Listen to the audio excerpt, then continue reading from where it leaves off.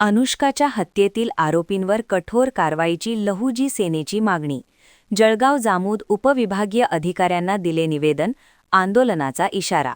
लातूर जिल्ह्याच्या औसा तालुक्यातील टाका गावची कन्या व जवाहर नवोदय विद्यालयाची विद्यार्थिनी 12 वर्षीय अनुष्का पाटोळे हिची आत्महत्या नसून घातपात असल्याचा खळबळजनक आरोप तिच्या पालकांनी केला आहे.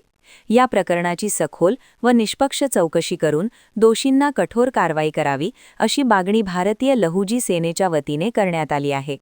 या संदर्भाचे निवेदन जळगाव जामोद उपविभागीय अधिकारी यांच्यामार्फत मुख्यमंत्र्यांना सादर करण्यात आले आहे.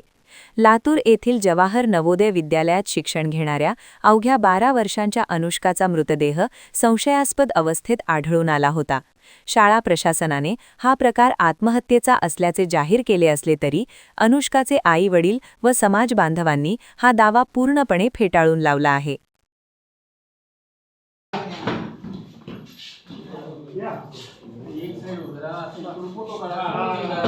या महाराष्ट्रामध्ये मातंग समाजावर वारंवार अन्याय होतात, महिलांवर अन्याय होतात, परंतु आमची अनुष्का पाटोळे एवढी हुशार मुलगी होती, त्या अनुष्का पाटोळेचा एक प्रकारे खूनच झालेला आहे अशी तिचे आई वडील तिच्या स्टेटमेंटमध्ये ते सांगतात.